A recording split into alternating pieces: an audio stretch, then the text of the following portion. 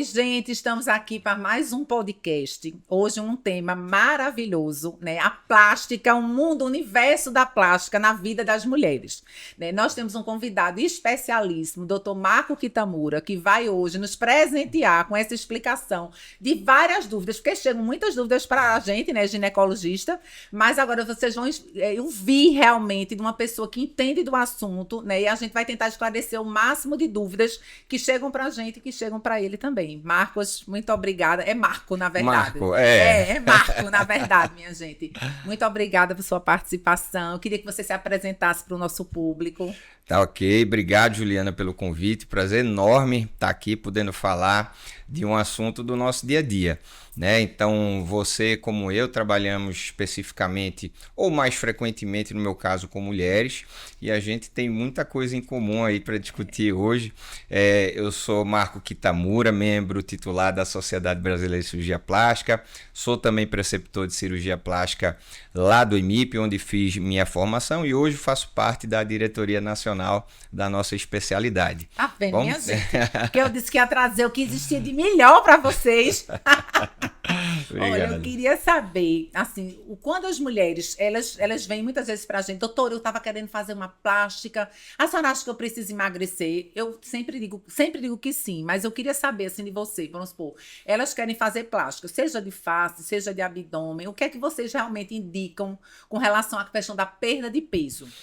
Esse é um assunto do dia a dia da gente. Então, muitas mulheres vêm ao consultório, às vezes, sabendo que estão acima do peso e vão buscar algumas orientações até de quanto de peso elas deveriam perder, qual seria a meta dela para realizar a sua cirurgia.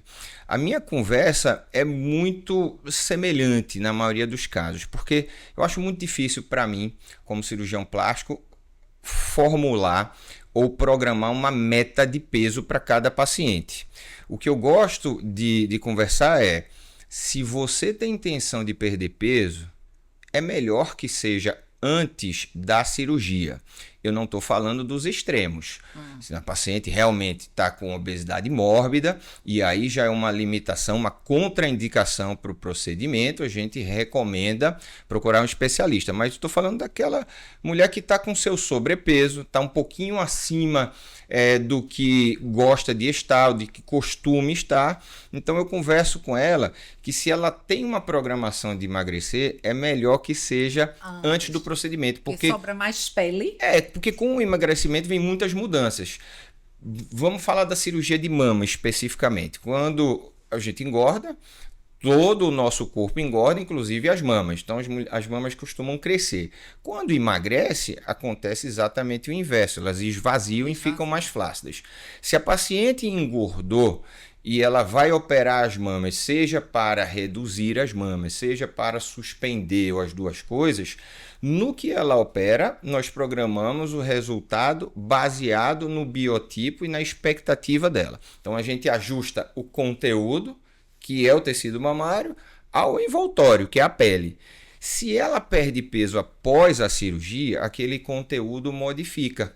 Mas o envoltório, a pele, não vai se modificar, não vai acompanhar essa redução. Então ela vai enfraquecendo e vai ganhando um pouco de flacidez. É claro que algumas oscilações de peso a gente tolera e não vão atrapalhar o resultado. Mas se ela pretende perder 10 quilos e opera a mama e depois perde 10 quilos, seguramente aquele resultado vai ser comprometido.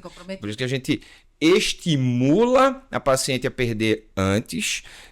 Isso, claro, acompanhada por um profissional, nutricionista ou endocrinologista, para que ela possa perder com saúde e se aproximar da sua meta. Porque tem mulheres que estão com sobrepeso, mas não se importam. Não quero emagrecer, não quero ficar no padrão de peso e altura, porque eu fico com o rosto muito magro, minhas pernas ficam magras, eu gosto do meu peso. Eu sei que eu estou um pouquinho acima do padrão, então eu não tenho para que pedir para ela emagrecer. É o padrão dela. Né? Se não tem algo que ofereça um risco adicional ao procedimento, eu mantenho. Então a gente opera no que ela gosta, no padrão de peso que ela gosta de estar. É mais ou menos assim. É mais ou menos assim. E em relação, já que você falou a questão da pele, né, da flacidez da pele, às vezes a gente vai examinar a mama e percebe que elas têm muita estria, muita flacidez. Vocês tratam primeiro essa flacidez antes de fazer uma cirurgia plástica da mama ou não? Precisa? Não, a flacidez da flacidez pele da mama é tratada na cirurgia durante mesmo. a cirurgia. Não precisa fazer Morpheus e etc. Antes, não. Não. Nós associamos, em geral, alguns procedimentos para estímulo de colágeno, por exemplo, mas é difícil, Tipo é mais incomum. Essas coisas? O Morpheus é um deles, tá? Mas na cirurgia de mama é infrequente, porque na cirurgia de mama, a gente trata a flacidez tratando o excesso de pele. Então, nós retiramos uma quantidade de pele e esticamos a pele, vamos dizer assim, envolvendo para o conteúdo que a gente programou, seja com prótese, seja sem prótese. Por isso que o resultado de uma cirurgia de mamoplastia redutora ou de mastopexia geralmente cursa com as cicatrizes.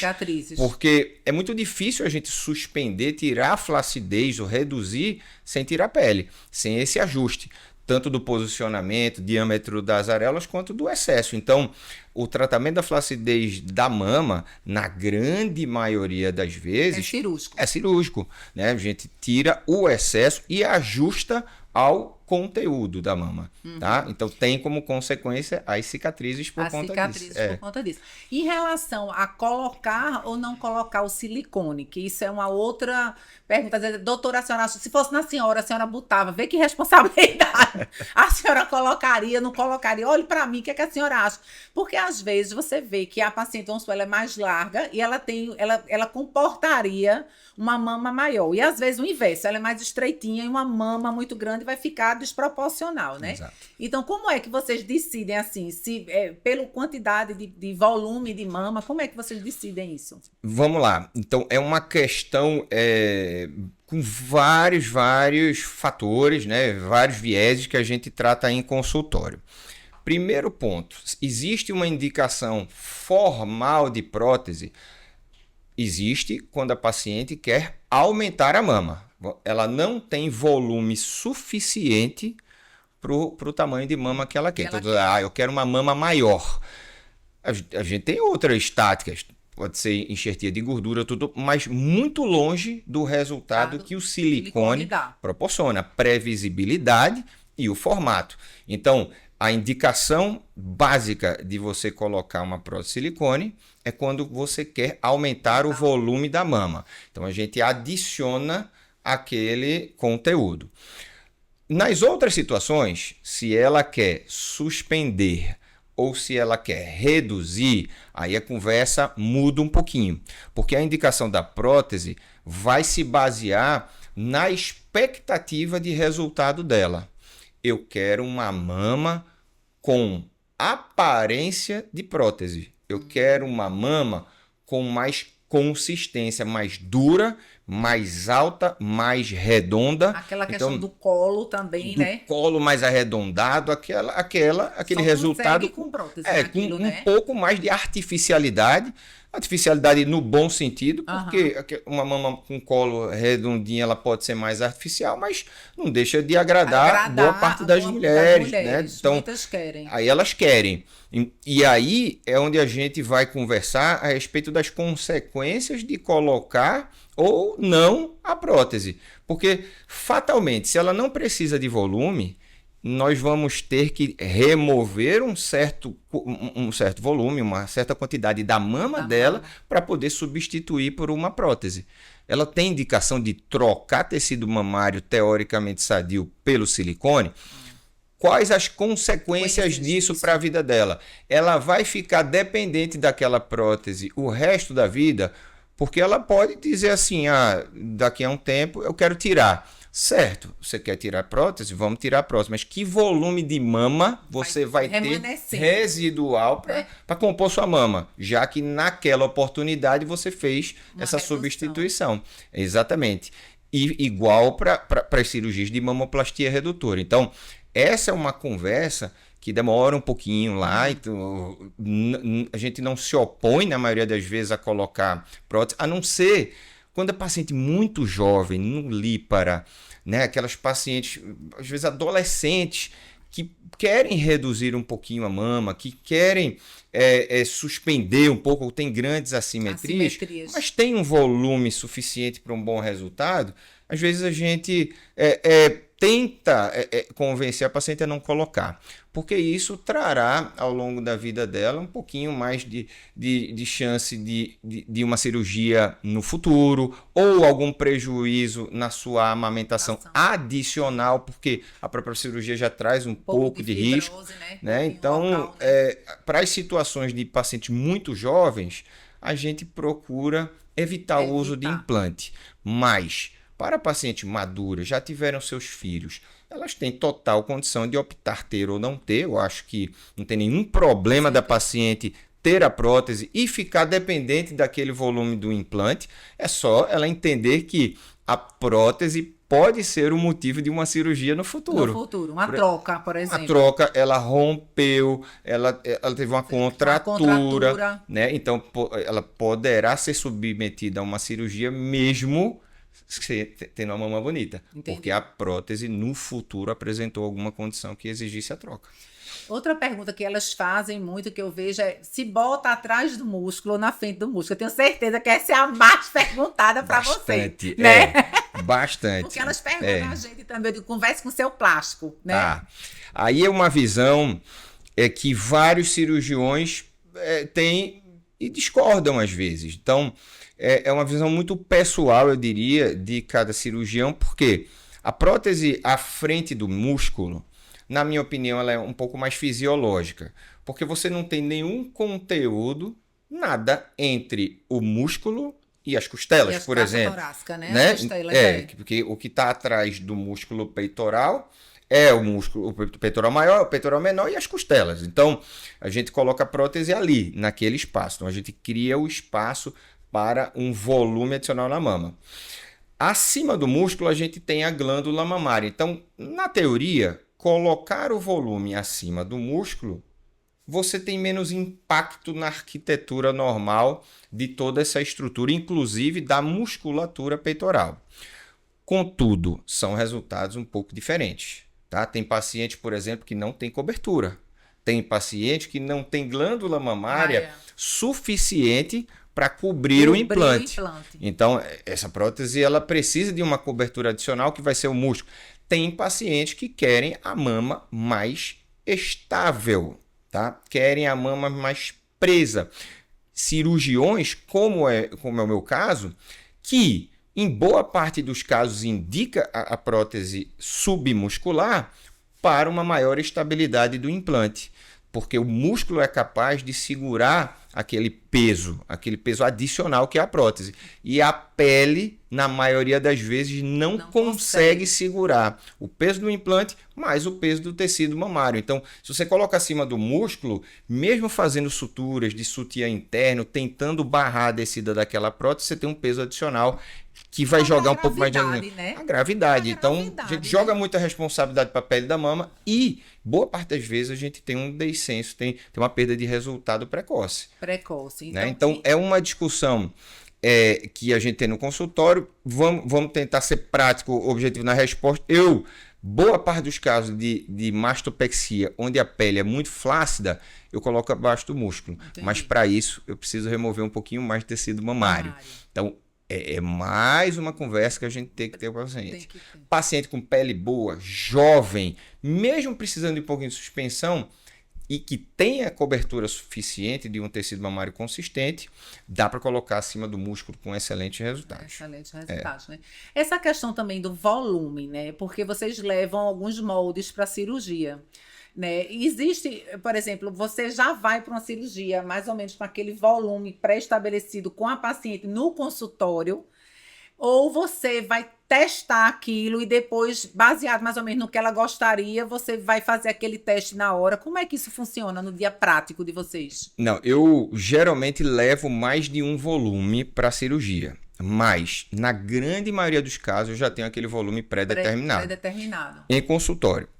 É mais fácil quando a paciente quer aumentar a mama, sem precisar de suspensão. Então, o paciente vai lá com a mama muito pequena e nós temos os moldes lá no consultório, então nós Ela testamos, testa. né? Ela se vê no espelho, a gente fala que o resultado não é exatamente aquele, O que mas está sobre a mama, né? isso, né? Muda um pouquinho, mas a gente tem um indício assim mais evidente do que ela gostou. Então a gente vai com um implante, na maioria das vezes, pré-determinado, mas eu levo um intervalo, porque às vezes o paciente me dá essa liberdade, às vezes o paciente quer ousar um volume que eu acho que vai ficar grande para ela. Então a gente tem alguma pequena dúvida, então vale a pena testar na hora, tá? Então se eu coloco o que a gente combinou e de repente acho grande, ela me dá a liberdade de mudar, aí eu tenho Uma outro outra prótese para tamanho lá colocar. para substituir.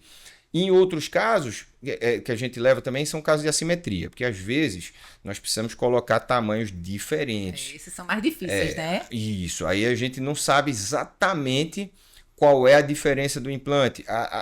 As pacientes com frequência têm alterações na caixa torácica. É. No hemitórax, um é mais Mais projetado do que o que outro, tem escoliose. escoliose. Então coloca igual, às vezes a prótese que vai lá para frente e a gente precisa de um tamanho menor, às vezes no tórax mais projetado ou na mama maior, para se contrapor essa diferença. Então é uma situação também que às vezes a gente testa e utiliza outros implantes para testar na hora da cirurgia. Mas a grande maioria, né, a gente vai com esse implante na cabeça e dificilmente muda, Dificilmente muda. dificilmente muda. E assim, a partir de quantos dias pós-cirurgia elas podem utilizar da mama nova, né? Pode ir lá palpar e etc.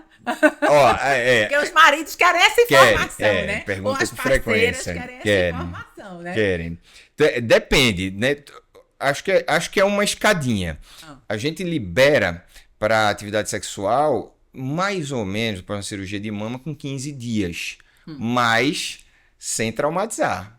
Uma coisa Né? muito suave. Suave, sem encostar, sem Sem fazer pesar, peso. sem peso, com a paciente deitada de barriga para cima, porque Entendi. ela não deve nesse momento ainda estar de lado, não deve estar de bruços, tudo isso para preservar a cirurgia, né, o pós-operatório, porque qualquer movimento, contração muscular, trauma, pode deslocar a prótese quando tem prótese, pode promover um sangramento, então coisas que podem prejudicar o pós-operatório, tá? Mas se for nessa situação, ela bem tranquilinha, dá para liberar com 15 dias e a partir dos 30 já em outras posições, ela já tem mais liberdade. É quando a gente libera, por exemplo, para deitar de lado, né? A maioria das pacientes já Elas perguntam, dirigem né? entre 3 a 4 semanas já estão dirigindo, já estão na academia fazendo membro inferior, tá? Então, com 30 dias eu diria que é uma liberdade um pouquinho maior, né? E isso tudo se as cicatrizes estiverem evoluindo bem, se a evolução dela for favorável. Então, é basicamente assim. Outra pergunta que eu queria saber é o seguinte: as adolescentes vêm pra gente com a mama, às vezes, uma muito maior do que a outra, ou então muito grandes, assim, que estão incomodando aí nas costas. E a gente sabe que a mama ainda vai desenvolver aí até seus 16, até 18, dependendo da paciente, né? E aí, às vezes, a gente fica naquela, manda pra plástica, não manda pra plástica, né? Algumas já estão traumatizadas, a gente vê que a questão psíquica tá prejudicada. Eu geralmente digo, vá pro plástico, vi uma opinião. O que é que você acha em relação a isso? É uma situação que geralmente a gente compartilha com outras especialidades também, não só a cirurgia plástica, a ginecologia, que costuma atender com frequência essas pacientes, psicologia e tudo mais. Não existe na nossa, vamos dizer, na nossa prática, uma idade limite técnica para você dizer a partir de tal só, porque tudo depende do impacto que aquele problema ou aquela condição, vamos chamar assim, está causando para ela. Então, mamas muito volumosas, né? Às vezes a gente opera pacientes jovens mesmo, 14 anos, porque crescem exageradamente, limitam socialmente. Então ela começa a ficar retraída. Não quer ir pra praia, não bota um biquíni. Não quer colocar biquíni. As roupas são diferentes. A interação com os amigos é diferente. A postura começa a mudar. Essa postura, né, encurvada. E isso vai causando uma série de problemas numa idade muito delicada, né? Numa idade de desenvolvimento social, numa idade, né, que ela está amadurecendo, enfim. Então, nós avaliamos essa condição e que benefício essa cirurgia pode trazer para ela. E, em geral, é benéfica. Claro, tem pacientes que a gente nota que ainda não estão preparadas psicologicamente, né, para essa cirurgia, porque tem muitas consequências.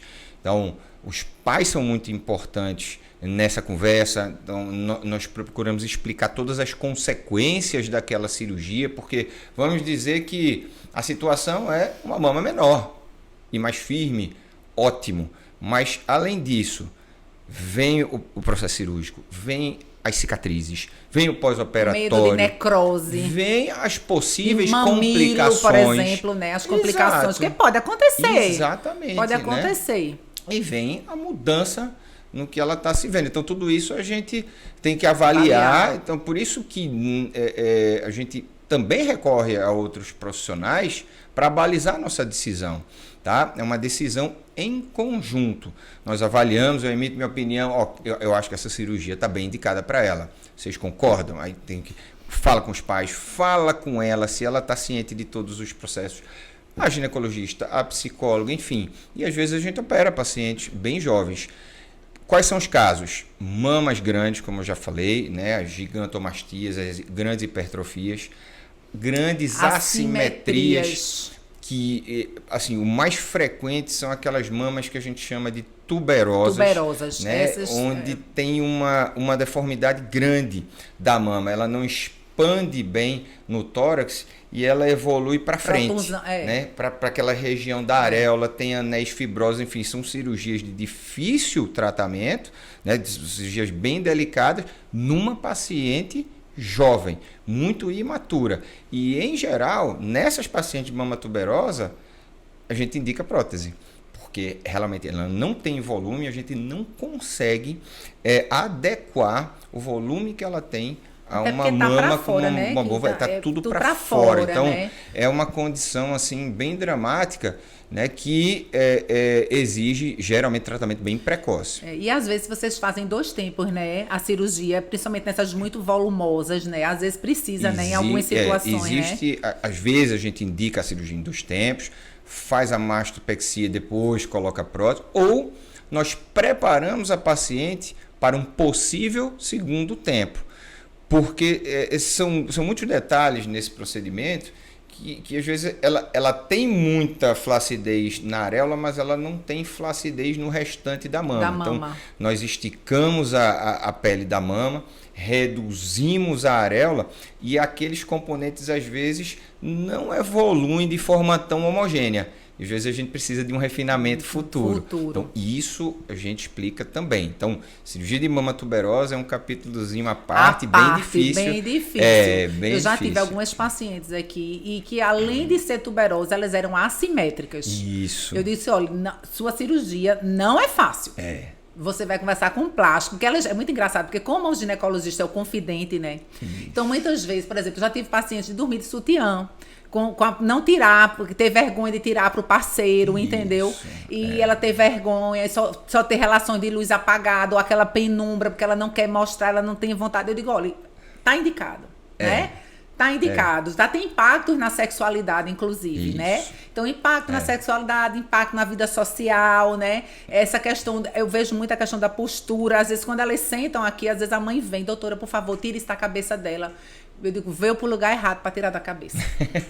Se era para tirar da cabeça, ela vai ganhar uma fã dela aqui agorinha. Ela tem indicação. Então, muitas vezes, elas trazem... A mãe vem com medo pra gente, né? Ela trazem pra gente, a paciente, pra gente examinar, pra gente ver. Sempre a gente, obviamente, caminha pro plástico, mas assim... e sempre a gente diz exatamente isso, assim, olha...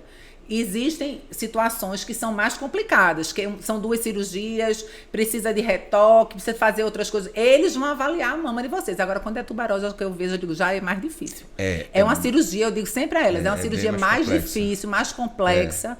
Né? E extrapolando um pouquinho da mama, por exemplo, pacientes que têm orelha proeminente, a gente opera, em geral, a partir dos 7 anos. 7. Não espera mais, né? Não, porque é uma fase que a orelha já está com a sua formação bem encaminhada, então, e muito impactante no desenvolvimento escolar. Né? Então, a gente opera criança ainda, né? Fora outras situações, enfim. Mas essas são as situações, eu diria, mais frequentes. As rinoplastias, vocês geralmente indicam a parte, porque tem também umas deformidades horríveis nasais, né? Tem. E vocês geralmente também, por conta dessa questão de bullying, pode operar mais cedo ou não? Pode operar mais cedo, então, geralmente, cursa mais ou menos como a mama. Tudo depende do impacto. Tudo impacto e às vezes até antes, porque a formação do nariz ela termina um pouquinho antes. A mama tem uma questão hormonal muito impactante nela ainda nessa fase, mas o nariz um pouco menos. Tá? Então nós avaliamos o risco-benefício, o que aquela cirurgia vai trazer, o que aquela condição estética está trazendo para aquela fase de vida dele, para indicar o melhor momento para operar. Para operar, né? E é bem compreensível os pais também terem esse receio. Você imagina, né? Operar, fazer uma cirurgia plástica, mas é adolescente, ou é criança. Será que é certo? Será que não é risco demais? Mas depende. E depende do que aquilo está influenciando no desenvolvimento dela. E às vezes eles vão fazer uma cirurgia de desvio de septo, de outras coisas. Às vezes eles querem aproveitar também o momento, já vai tomar anestesia geral, né? É muito frequente para refinar um pouquinho a parte estética. A parte estética. É muito comum. Muito comum, né? Essa coisa. E ainda em relação ao rosto, a famosa papada. Minha gente, eu tenho um trauma, viu? Eu detesto! Olha, é familiar. Minha avó, minha mãe. Eu tava mostrando a ele aqui antes de começar a entrevista. Ainda vou fazer isso, né? Eu tô aí enrolando, mas eu vou fazer. Em relação à papada, né? Porque, por exemplo, eu falo por mim. Eu já fiz ultraforme, já fiz bioestimulador, já fiz preenchimento aqui na mandíbula, nesse arco inferior, isso, né? E tudo. E eu não, sinceramente, já vi CO2 e eu não vi grandes resultados. Então, quando é que verdadeiramente a gente sabe que uma papada vai ter um resultado só cirúrgico, ou quando você pode fazer esses outros artifícios, esses procedimentos, né? Porque eu não vi muito resultado, não. Eu acho assim, quando ela está em estágios iniciais, quando a gente tem um bom tônus ainda da pele, acho que vale a pena, em algumas situações, apostar nessas tecnologias, porque muitas vezes a mudança ela é discreta, é difícil que ela tenha uma mudança muito impactante, mas pode atender para aquele momento. Eu tenho uma papadinha que me incomoda quando eu dobro em algumas fotos, mas não é toda hora. A gente vai examinar, tem uma pele boa, tem um pouquinho de gordura. Vamos fazer uma lipoaspiração e vamos apostar em alguma tecnologia de colágeno. E isso, eu já estou falando da cirurgia, né? Vamos apostar em alguma tecnologia de colágeno. Melhora a adesão da pele, melhora a firmeza da pele. Preenchimentos na mandíbula também ajudam a definir melhor essa região. Então, às vezes resolve. Outra forma bioestimulador. São armas para melhorar a pele. Tá? Outras tecnologias vão um pouquinho além. Por exemplo, o Morpheus ou o FaceTite, que é a mesma plataforma do Morpheus, que promovem um pouco mais de colágeno em regiões profundas da pele. São capazes também de tirar um pouquinho daquele subcutâneo, queimar um pouquinho da gordurinha que às vezes está em excesso, promovendo também um maior enrijecimento da pele. Então, isso às vezes é suficiente para o paciente. No seu caso, você já passou por alguns procedimentos. Já fiz mento também, botei um pouquinho aqui para tentar preenchimento para ver se... E às vezes a gente precisa partir para algo um pouquinho mais resolutivo, / agressivo, entre aspas, porque não só a pele precisa de tratamento. não só a gordura que está abaixo da pele, tem estruturas profundas, musculares, né? tem a musculatura, tem gordura abaixo do músculo, tem situações que a gente precisa tratar o que está por baixo disso tudo para melhorar esse contorno e, por fim, ainda promover uma ressecção de pele. Um reposicionamento e uma retirada que geralmente vem aqui para trás da orelha. E nesses casos é onde a gente consegue os melhores resultados. Porque aí sim, a gente consegue melhorar o que a gente chama de ângulo cérvico-mentoriano. Então, angular o pescoço, proporcionar uma sombra abaixo da mandíbula, muitas vezes completar com volumização e preenchimento no mento, no queixo e na mandíbula. Então, essas situações que a gente faz muito paciente jovem também, não é porque tá idoso aqui que precisa fazer. O jovem também tem essa condição, às vezes, de flacidez muscular.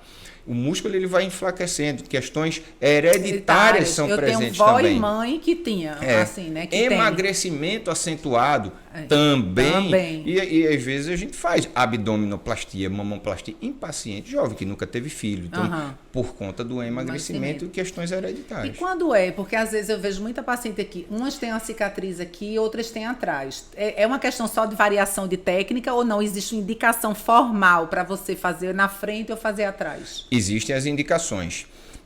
Para o pescoço exclusivamente, essa região da mandíbula e pescoço, em geral, nós não precisamos subir muito com essa incisão na orelha. Tá? Uma incisão partindo do lóbulo da orelha até a parte de trás já dá um campo, feito um lifting, né? Já dá um campo bom para a gente reposicionar essas regiões. Quando a gente parte para cima, né, sobe um pouquinho contornando a orelha, é porque a gente quer tratar um pouquinho já do terço médio, tá? É da bochecha, da região malar, é tracionar um pouquinho do jaws, que é uma gordurinha aqui, gordurinha, suco nigeriano. Traumatizante das mulheres. E às vezes sobe até aqui, na região temporal, para tracionar um pouquinho mais a cada da sobrancelha, a região temporal. Então, as variações vão acontecer dependendo da indicação, do que você pretende fazer. Exatamente. As mulheres de pele mais clara, elas têm uma tendência maior a essa flacidez, né? Em geral, sim. No rosto, né? Pele muito branca, assim. Isso. Assim. E assim, e depende para pacientes que se expõem muito ao sol, se expuseram muito ao sol, tem tendência a maior envelhecimento. Ou que não cuidam, fumantes, né? Ou que não cuidam muito da pele, né? Hoje com os recursos, né? Que os dermatologistas têm hoje, que a cosmética tem. A cosmética é muito forte, tem muita coisa. Né? De nutrição da pele e tudo mais. Então, isso retarda muito, às vezes, a necessidade de uma intervenção cirúrgica. Tá? Então, mas questões, eu diria que questões hereditárias, como é o seu caso, né? Acho que hoje ainda impactam mais quando a gente tem uma indicação muito precoce. Tem um resultado lifting melhor, né? Porque como eu já fiz tanta coisa e achei que não... eu acho que no meu caso é cirúrgico mesmo. Sem dúvida, eu acredito que esses procedimentos melhoraram. Não, a melhorou. Da pele, melhorou. O tônus, mas não atingiu o resultado que eu queria, que é o contorno e a retirada. E assim, além dessa cicatriz que eu não falei, tem... Em geral, quando a gente quer abordar a região profunda do pescoço, a gente faz uma incisão aqui, embaixo do mento, para poder abordar a musculatura, né? Exatamente. Descola toda essa região. Solta a pele toda. Ai, Deus, dá coragem. Minha gente, tá faltando a coragem. Vocês têm que entender que ainda não chegou a coragem, entendeu? Vai chegar esse momento, mas chega. Não chegou a coragem, o medo é maior ainda. Porque quando eu penso, vai descolar tudo, e aqui cheio de vaso nobre, né? A gente que é da área de saúde. Mas é bem especial e é bem previsível a anatomia da região. Tá? Né? Então, com muito cuidado, com cirurgião experiente, você não vai ter problema. Agora, o tamanho ou a extensão do descolamento vai depender da necessidade. Né? Você não tem uma pele assim tão engelhada aqui no pescoço. Então, seu descolamento vai ser mais limitado. A gente complementa com morpheus no colo, na face, enfim.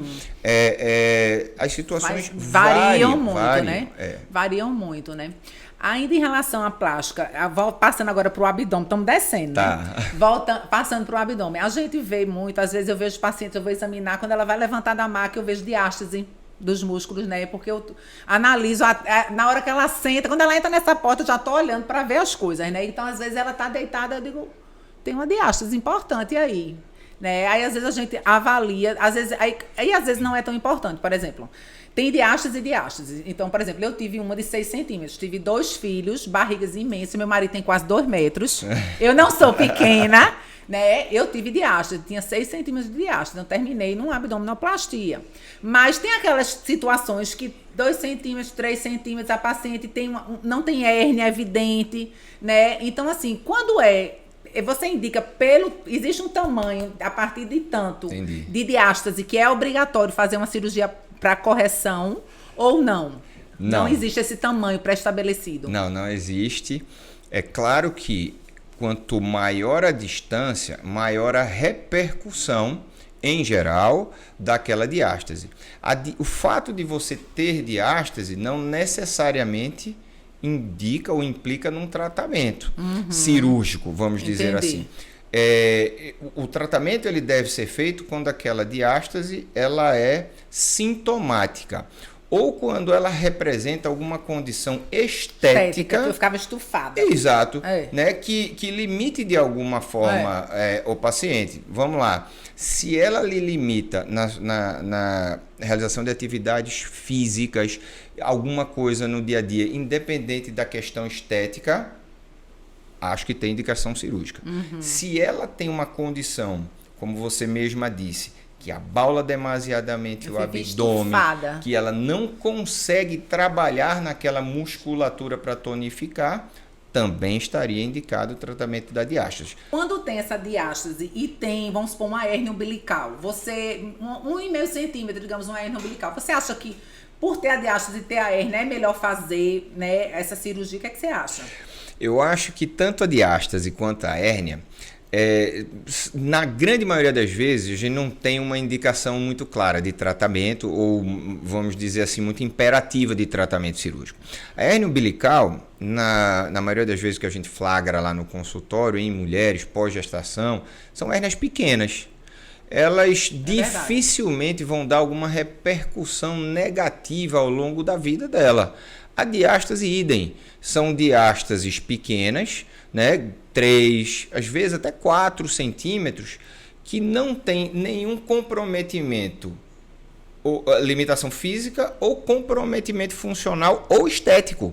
Então, você não vai precisar operar para tratar a diástase. Você não vai precisar operar para tratar a hérnia umbilical. Mas a hérnia umbilical está deixando o meu umbigo feio.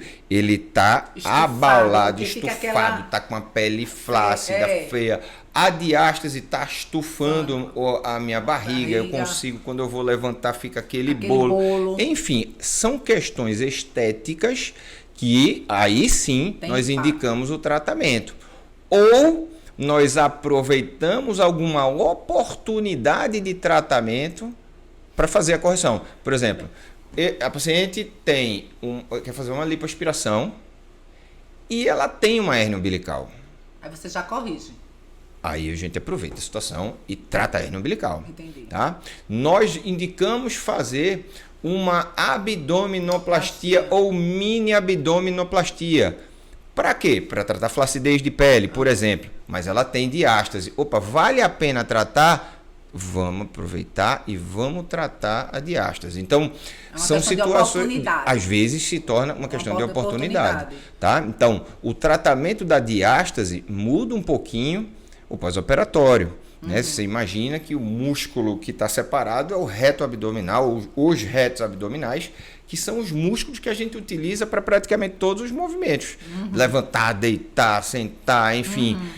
Então, o tratamento global da diástase é feito através de uma sutura que nós juntamos, né, ponto a ponto a musculatura do abdômen.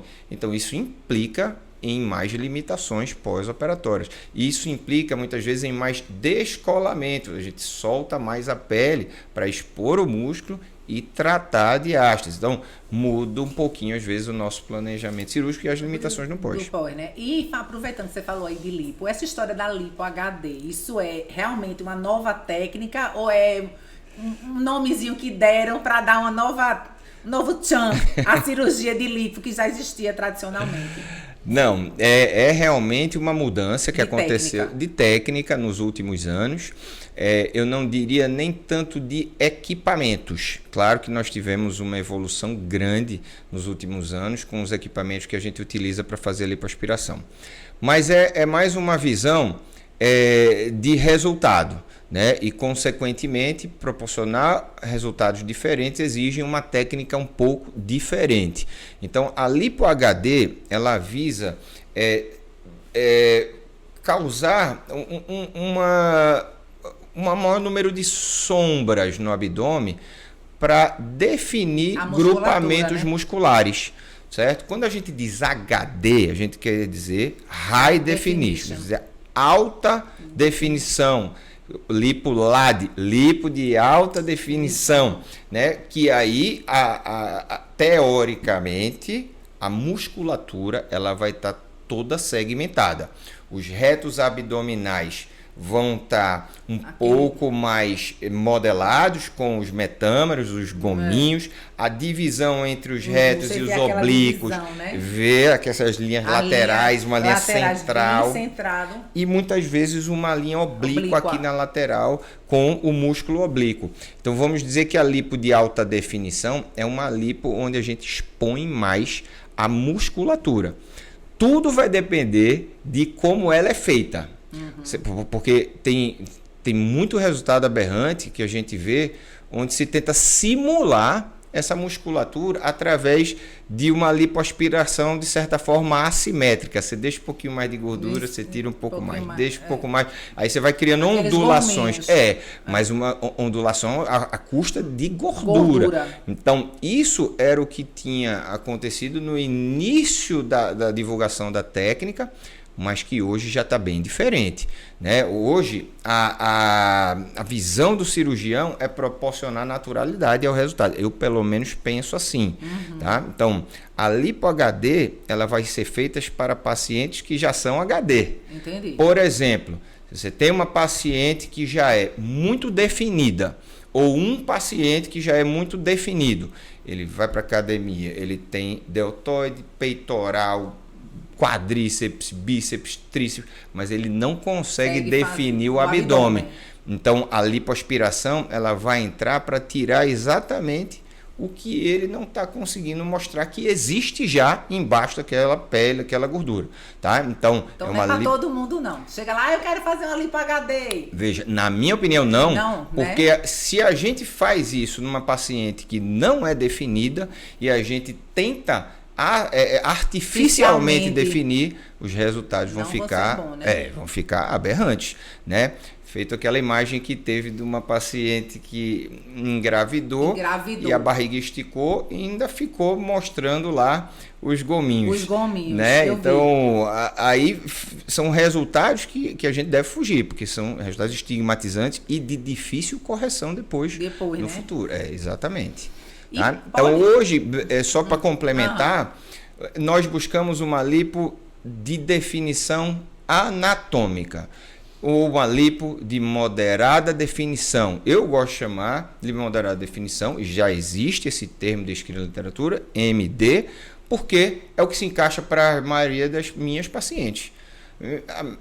O meu público em geral que me procura são mulheres que já tiveram seus filhos um pouquinho mais maduros, então buscam mais naturalidade do resultado. Isso não quer dizer que não tenha definição, porque tem mulheres que a gente pode usar um pouquinho mais na definição e na exposição daquela musculatura. Entendi. E outras vezes elas perguntam em relação a se pode não fazer abdominoplastia, fazer Morpheus, fazer outras técnicas, né? Quando é que você indica uma técnica que não é cirúrgica em troca da abdominoplastia, digamos assim, mais ou menos, né? Muito bem.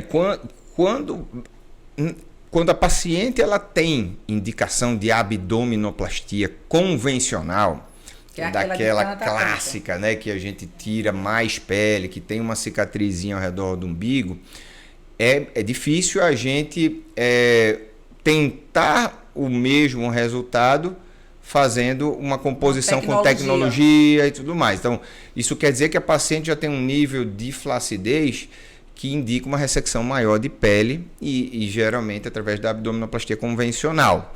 Claro, boa parte das pacientes são candidatas a mais de uma técnica, não só de abdômen, de mama, de face, de papada, de nariz, então tudo depende do que ela espera de resultado e do que ela está disposta a fazer e do que a cirurgia é capaz de proporcionar. Eu não quero abdominoplastia, eu aceito fazer uma mini. Ok, se aceito fazer uma mini, vamos avaliar. Tem muita gordura em cima do umbigo? Tem muita flacidez no umbigo? Não tem. Então a gente pode pensar numa mini e pode pensar numa tecnologia para agregar resultado. Argoplasma, geralmente, que eu indico, o jato de plasma. Eu aceito fazer abdominoplastia convencional, porque eu não quero correr um risco de estar com mais flacidez acima do umbigo do que abaixo do umbigo. Vamos para a abdominoplastia convencional, porque o umbigo é um marco importante. Em geral, quando a paciente tem muita flacidez acima dele, a gente indica abdominoplastia convencional. Agora, quando ela tem uma flacidez moderada, não é muito gordinha aqui em cima, não precisa, às vezes, tratar uma diástase tão ampla, a mini abdominoplastia geralmente se encaixa, tá? Porque a mini ela é muito boa para tratar flacidez abaixo do umbigo. E a gente geralmente associa com jato de plasma, né? E com um pouquinho de descolamento, reposicionamento, às vezes, do umbigo, e a gente consegue resultado assim, muito bom e natural. Agora, fica a mesma coisa do que puxar tudo? Não. O argoplasma oferece o mesmo resultado do que a abdominoplastia convencional? Não, nem de longe. Até mesmo porque eu não tenho essa previsibilidade. Então, a grande questão dessas tecnologias é que a gente tem um resultado, de certa forma, imprevisível. Tanto o Morpheus quanto o argoplasma, nós temos uma expectativa de retração de pele. Nós temos uns trabalhos mostrando que dão retração de pele em torno de 40%. Mas em você pode ser 70% ou em você pode ser 30%, 20%. Isso é insuficiente para o seu caso. Exatamente. Então, o uso de tecnologia gera um pouquinho de imprevisibilidade ao resultado. Mas agrega, se a gente indicar direitinho, né, com bom senso, eu acho que os resultados são fantásticos. O ideal mesmo, assim, pelo que dá para perceber, se você agregar a tecnologia com a técnica cirúrgica, você tem muito bom resultado, né? E o bom senso, né? E o bom senso, exato. Porque também eu tenho uns pacientes aqui no consultório que já fizeram 12, 13 cirurgias plásticas. Então, assim, eu acho que também perde a mão, assim, tem pessoas que têm dificuldade com a questão da aparência, né? Eu tenho situações que eu acompanho a mãe e a filha, que a mãe quer ficar tão nova quanto a filha, sabe como é? Aquele negócio, eu digo, olha, precisa de uma terapia, uma psicóloga, né? Porque tudo tem, né? O tempo passa para todos. A gente, né? A questão eu acho que a plástica, acho fantástica a plástica, eu acho que eu estou encantada com cirurgia plástica. Inclusive, foi uma especialidade que lá atrás eu pensei também. Legal. Foi, mas aí eu fui fazer um parto, aí pronto. Se apaixonou. Fiz parto e me apaixonei. Não, comigo foi o contrário. Foi o contrário. Né? Quando eu fiz o parto, eu falei, não quero. De jeito nenhum. O meu caso foi o contrário. Quando eu fiz, eu me encantei. Aí eu não consegui fazer outra coisa. E, na verdade, era muito engraçado porque eu queria cuidar de mulheres, né? Por isso que a cirurgia plástica, o grande volume são de mulheres, né? A maior parte da sua população deve ser de mulheres. Eu sabia que eu queria cuidar de mulheres. Eu não queria cuidar de criança, porque eu morria de pena. Mas eu queria cuidar de idoso. Era uma época que, lá atrás, na época da gente, né? Assim, estou com 25 anos de formada, a geriatria não tinha o que é hoje, né? Hoje a geriatria cresceu demais, né? Então, assim, eu digo, não, eu vou cuidar de mulheres, agora vamos ver aonde eu vou cuidar das mulheres, né? Mas, Kita, queria agradecer demais, foi assim, extremamente enriquecedor. Tirei minhas dúvidas, as dúvidas das pacientes, porque elas perguntam a gente, né? O gineco, muitas vezes, é a porta de entrada, né? Sim. Vem pra gente, a gente manda pra vocês, porque, na verdade, cada um na sua área, Mas muitas vezes elas vêm pra gente até para um parecer, doutora, eu vou fazer uma cirurgia plástica, estou fazendo reposição hormonal. Esse é uma coisa frequente no meu dia a dia, porque eu faço muita reposição hormonal, né? Sim. Digo, olha, geralmente o pessoal da plástica quer que suspenda, né? Eles têm medo da questão de trombose, que quem dá mesmo é o estrogênio, não é a testosterona, mas a gente suspende geralmente uns 15 a 30 dias antes. Converse com o seu plástico, pergunte, e a gente já começa uns 30 dias depois. Aí ela, não, tá bom. Então elas vêm pra gente pra discutir a questão de indicação. Muitas vezes eu digo, olha, essa indicação é com a plástica, né? Não é com o gineco. Acho que a gente mais indica são as assimetrias mamárias, né? Que realmente a gente diz, olha, eu faço inclusive às vezes bilhetes, olha, do ponto de vista da ginecologia, eu acho que tem indicação. Mas, assim, a plástica é muito interessante, porque eu, assim, acompanho o paralelo, né? Porque as pessoas trazem muito e a gente lê também, às vezes, as coisas. Desenvolveu a cirurgia plástica, né? Assim, nesses últimos 20 anos, ela deu uma guinada impressionante, né? Eu diria, assim, nos últimos 5 também. Muita coisa nova. Muita técnica nova ou renovada. As visões com relação aos resultados mudaram um pouquinho e fundamentalmente também a rede social mudou muito a nossa prática, né? Então a expectativa de resultado modificou, o nível de exigência com relação a esse resultado modificou. Então é uma nova situação hoje que a gente vive, né, nos últimos anos. Muita coisa nova vem surgindo com relação às técnicas e às tecnologias também. E as tecnologias também. Eu acho que agregou muito, não foi valor, Sim, né? A vocês dúvida. Da cirurgia plástica, né? Trouxe muito bons resultados. Por exemplo, as cirurgias hoje, no meu caso, estão um pouquinho mais demoradas do que eram. Então, eu estou operando um pouco mais lento, eu não diria isso, mas a técnica modificou a ponto de atrasar um pouquinho o tempo cirúrgico. Então, coisa que antigamente se fazia a cirurgia cada vez mais rápido, porque você vai ficando mais prático, mas com a mudança hoje do que a gente tem de tecnologia, de técnica cirúrgica, as cirurgias estão um pouquinho mais lentas. Tá um pouquinho... Qual seria assim, a sua mensagem final, né, para as nossas pacientes, para as pessoas que estão nos ouvindo, nos vendo nesse momento? O que é que você daria assim, de mensagem final? Eu acho que a cirurgia plástica ela deve ser indicada primeiramente com muito critério. Então a gente conta muito com os profissionais parceiros que lidam no dia a dia com várias queixas, várias situações diferentes. Então, se a gente mantiver o bom senso na indicação, se o paciente conversar com o seu médico a respeito de suas expectativas, eu acho que o caminho para ela realizar o seu sonho, para ela modificar e ficar satisfeita, ele encurta, né? O caminho, eu acho que facilita quando a gente tem essa comunicação estreitada tanto com outros profissionais quanto com o paciente e seus familiares. A mensagem é que o pré-operatório, né, em consultório, discutir sobre o motivo por que você está fazendo aquela cirurgia e suas expectativas com relação a ela, conseguem fazer com que o cirurgião possa ali entender e ter mais chance de entregar o resultado mais próximo do sucesso. Bom, minha gente, outra coisa que eu queria deixar de mensagem para vocês é que procurem cirurgiões plásticos credenciados pela Sociedade Brasileira de Cirurgia Plástica.